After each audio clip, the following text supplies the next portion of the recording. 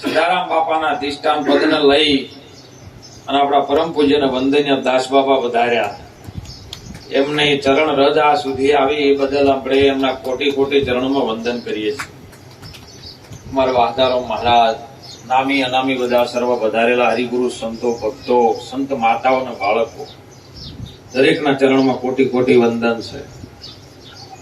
ભજન સુંદર બાપાએ વાત કરી, વાગે છે નામનો ડંકો, અને હાલ વગાડવા જેવો છો. જાગજો. ભજનમાં આધ્યાત્મિક સિદ્ધાંતમાં કદાચ ઊંડા ઉતરશો ને, એ ઘણી ઊંડી વાત છે, પણ હાલ જાગજો. મહાપુરુષો આપણા ભારતના સંતો સાહેબ એક એક વાત ઉપર આપણે જગાડે છે. કેમ કે જાગી જાય એટલે આપણે જગાડવાની મહેનત કરે છે. જાગ્યા એ નર અભય પદ ને પામ્યા, નું ઘેલે જન્મ ગુમાયા, કહે કબીર સુનો જેને મનને ચાધ્યું. આ રમતા જોગી નગરમાં આયા, આ કાયા નગરીમાં પોચ ભૂતોના પૂતળામાં જે 52 અક્ષરથી બંધાયેલો આ દેહ, એમાં 53મો છે ને, એની ઓળખ કરવા માટે બોલી રહ્યો છે. આપણા ગુરુ ગોરખનાથે કીધું, તમે બોલતા પુરુષને ધાવો, અને જો ધાવો તો મટી જાય તમારો બધો દાવો. તમે બોલતા પુરુષને આ કાયા નગરીમાં ખોજ કરી લ્યો, બેઠો છે એમાં એક બાવો. ખબર પડ્યા વિના, ખોળ્યા વિના ખબર્યું નહીં પડે. તમે બહાર મત ભટકાવો, તમે બોલતા પુરુષને ધાવો.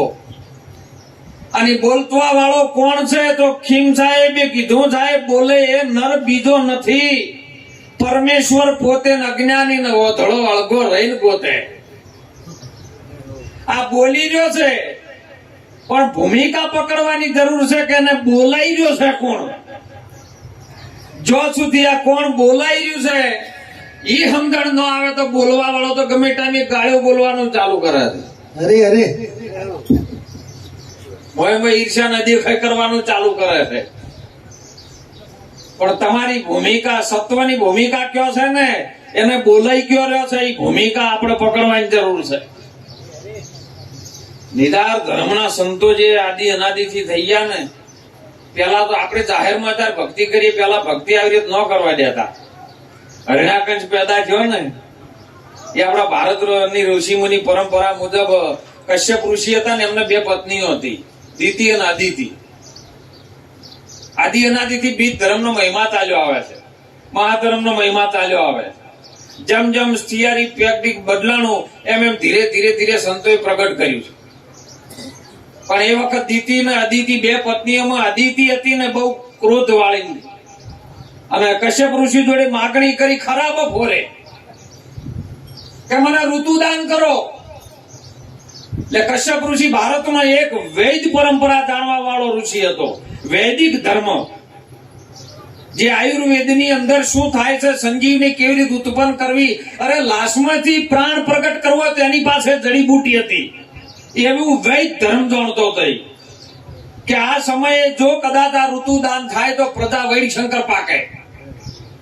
સમય નથી સારો, પણ સ્ત્રીની હઠ આગળ કશ્યપ ઋષિ વશ થઈ ગયા, અને એ વખત ઋતુદાન કર્યું ને, એમાંથી હરિણાકંશ નામનો રાક્ષસ પેદા થયો.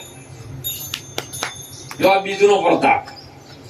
અને હરિણાકંશ એવો પેદા થયો ને કે મારા સિવાય કોઈ પરમાત્મા છે જ નહીં, હું જ પરમાત્મા, બધી પૂજા મારી કરો.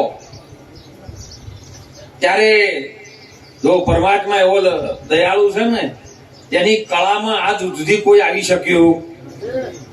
કારણ કે खुदा खेल करता कभी किसी से न डरता, किसी को हंसाता न किसी को रुलाता. खुदा ने जो सो किया किसी को समझ में नहीं आया. कोई आए न कोई जाए, ये तमाशा क्या है, अभी तक किसी को समझ में नहीं आया ये दुनिया क्या है. આ દુનિયા શું છે હજી કોઈ ખબર નહીં પડી. અને ઈ મહાપુરુષે હરિણાકંશનો જયારે લગ્ન છે મોટો થયો ને, એની પત્ની કયાદુ આવી. કયાદુ ભગવાન નારાયણ નું ભજન કરે, સદગુરુ નું ભજન કરે ને, એટલે કયાદુએ કીધું કે મારો પતિ જેવો છે ને એવો મારો દીકરો ન થવો જોઈએ. આ ભારતની સંત માતાઓને હું કહું છું કે મારો પતિ જેવો છે એવો મારો આ દીકરો થવો જોઈએ. ત્યારે ભારતના સંત ત્યો નારદ મુનિ આયા છે. અને નારદે કીધું કે જો કદાચ ગુરુના વચને તારે કામ કરવું હોય અને ગુરુ વચન નિભાવવું હોય તો હું કહું એમ કરે તો મેળ આવે. આ તો વચને ભર્યાઈ વિશ્વથી ન્યારા પૂજાય છે ને દેવો રામ કૃષ્ણ ઝળકી જગતમાં પુરાણમાં દાખલો લેવો. અને નારદ મુનિની વાત કયાદુએ માની અને જેમ પ્લાન કર્યો, અત્યારે નહીં ચૂંટણી ચાલતી બધા પ્લાન કરતા, એમ એને પ્લાન કર્યો. અને એમાં જેમ ઋષિ મુનિના આશ્રમની અંદર જે રીતિ, જે નિયમ, જે ધર્મ, જેમ સહી આવા સંતોનો એ વાતને સ્વીકારીને જયારે ઋતુદાન કર્યું અને એમાંથી ભક્ત પહેલા જ પ્રગટ થયો. ત્યારે હરણાકંશની એવી સાપ કે આપણે બહાર કોઈ ભજન ન કરવા દેવાનું, જાહેરમાં ભજન ન કરે. એટલે શ્રીજીભાઈ અને કર્મા કુંભાર પ્રજાપતિ કુળની અંદર ભોયરું ગાળેલું ને ભોયરામ ભક્તિ કરે. ભક્ત પહેલા જ મોટો જટને ઓર્ડર આલ્યો કે તું જા, આપણા નગરમાં કોઈ રામ નારાયણ નું નામ ન લેવું જોઈએ. પેલા તો રાજાનો હુકમ હતો, એક બાજુ બાપ હતો અને એક બાજુ રાજા હતો, એટલે રાજાનો હુકમ એને પાળવો પડે. બાપાએ સુંદર પણ વાત કરી કે ગમે વાત હોય આપણી જે સત્તા અધિકારીઓ છે ને એ એક આપણા ગામડાઓનો જે રાજા છે ને એ રાજાને રાજાની ફરજ નિભાવવી પડે.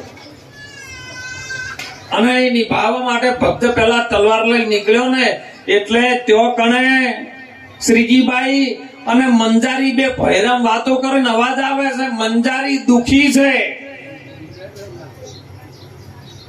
હવ કોઈ બધે હરણા કંસને ઓલ્યો કુંભાર બધે શ્રી રામ રામ ભજવાન ચોઘડીએ હે સંતો નહીં આવે વારમ.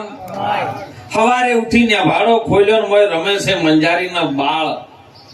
આ વાત જયારે ચાલતી પરમાત્માને ભજવાનો સમય છે ભજી લે ત્યારે મંજારી કહે છે કે તમને બા તમને ખબર ન પડે મારા બચ્ચે મોય નેભાડામાં રહી ગયા છે અને મારું મન છે ને હું તો માં છું અને માં છે ને એટલે દીકરીની ચિંતા થાય કે હું કેવી રીતનું ભજન કરું, મારું મન સ્થિર નથી રહેતું.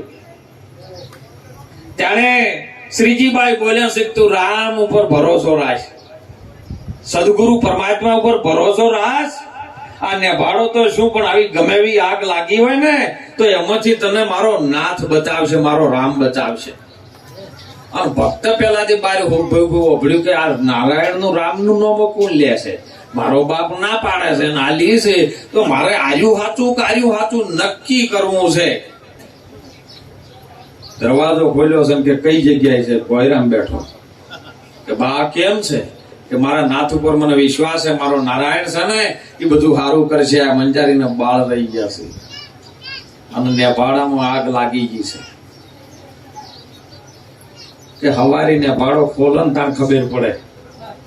ભજન કરવાનું ચાલુ કર્યું સાહેબ. સવારે પરોળિયો થયો, નેભાડો ખોલ્યો ને એમાં મંજારીના બચ્ચા નીકળ્યા છે.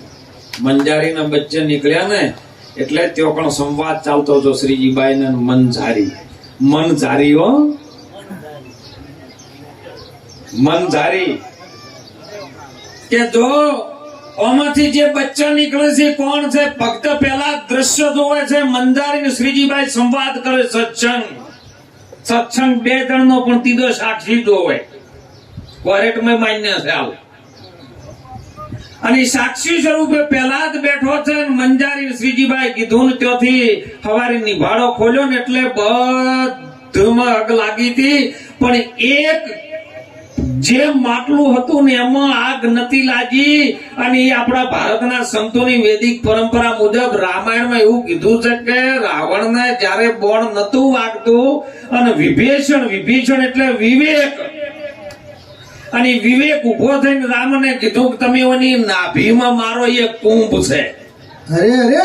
અને કુંભની અંદર 6 બચ્ચા છે, 5 તત્વ છઠ્ઠો છે પ્રાણ.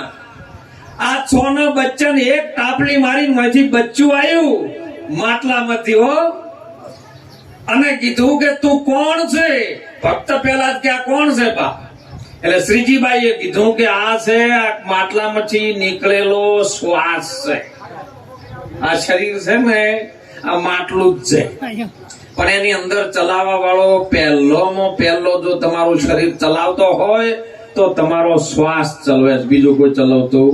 એટલે કબીર સાહેબ એમાં પ્રમાણ આપ્યું, શ્વાસે શ્વાસે સ્મરણ કરી લે, ઓમાં મિથ્યા શ્વાસ મત ખોય, ન જાણે શ્વાસ કો ફિર આવન હોય કે ન. શ્વાસની ઘડી એવી છે ને. બીજી ટાપલી મારી, બીજું બચ્ચું નીકળ્યું ને અવાજ આવ્યો, મેં આવું. જો તમે બિલાડી બોલતી છે તો એનો અવાજ એવો આવશે, મેં આવું. ઓમાંથી કે છે હું આવું. બીજો નીકળ્યો, શ્વાસ કયો રહે છે, ક્યોથી આવ્યો સાર્યો. આપણે બધા પણ નામની વાત કરી કે નામ રૂપ ને ગુણ થી ન્યારું જાહેર પદ ને હું જાતો નિરાત બાપુ બોલ્યા હે. પણ આ નામ કયો રહેશે એ તો ગોતવું ને. નામ તમારી નગરી કયો છે મૂળ મુકામ. નામ તમારે રંગ કેવો સફેદ છે કે શ્યામ. તમે સુણી લેજો જ્ઞાનની નિશાની. તીખું લોઢું લાલ તપાસો નામ, દેહને આપો ડામ. નામ અક્ષર ને પછી કઈ ન લાગે, નથી નામ ને ચામ. તમે સુણી લો જ્ઞાન કરી નિશાની. આ શ્વાસ રહેશે ને એ મહાપુરુષો કહે છે કે તમારા પ્રાણમાં રહેશે. પ્રાણમાંથી જ ઉપડ્યો સારો. મન ક્યાંથી ઉભું થયું? પ્રાણમાંથી ઉભું થયું છે. તમે જેવો આહાર કર્યો એવા પ્રાણમાં અંદરથી આ મન ઉભું થયું છે. અને મનને જ ગુરુ મહારાજ ઠપકો આલે, બીજા કોઈ હાલતા નથી. તો કે આ પ્રાણ કયો રહેશે કે વિશ્વાસમાં રહેશે. ત્રીજા બચ્ચા વિશ્વાસ કયો રહે કે વિશ્વાસ વચનમાં રહેશે. વચન કયો રહે? પાંચમાની વાત કરી. વચન છે એ સત્યમાં રહેશે. વચનની મેડેહન વચને ભયો છે પ્રકાશ. 14 લોક હે લાખા વચન થી રચણા. અને વચન કોઈ હરિગુરુ સંતની, બીજે ચોય કરિયાણા દુકાનમાં ન પડે. હરિગુરુ સંત ના શાસ્ત્રોની પાસ આ વચન કયો છે તો કયો સત્યમાં. અને છેલ્લે બચ્ચું આવ્યું ને એટલે ભક્ત પહેલાથી કીધું કે આ કોણ? તારી બચ્ચું બોલ્યું છે જે તું છે હું છું. આ છોય મળીને છનેડો રચાયો. મણીરાત બારોટ નો આ છોનો જનેડો રચાયો. પો તત્વ પહેલા આયા, છઠ્ઠી આઈ મોરી માય. છોએ મળીને આ શનેડો રચાયો. એની મઢીઓ બનાવી જોશી વીરા. આ જોહ જોઈ લો મારી મઢીઓ કેને બનાવી. ક્યો રે ઘડી હોય ને એરણ ચો હતી, અથોડો ચો હતો. આ ભૂમિકા સદગુરુની છે સાહેબ. કયો કણ શૂન્ય અવકાશ છે. મહાપુરુષો આ વાત તરફ આપણો લઈ ગયો. ભારતના સંતો એક એવી વાત કરે છે ને, પિયુજી ને મળવા હાલો રે સખી શૂન્યમાં. વચ્ચે ચોય મળાતું નથી. બધા મળી જાય કહે છે કે મને મળી જાય, બધી વાતો છે. નદી ગોડી થાય.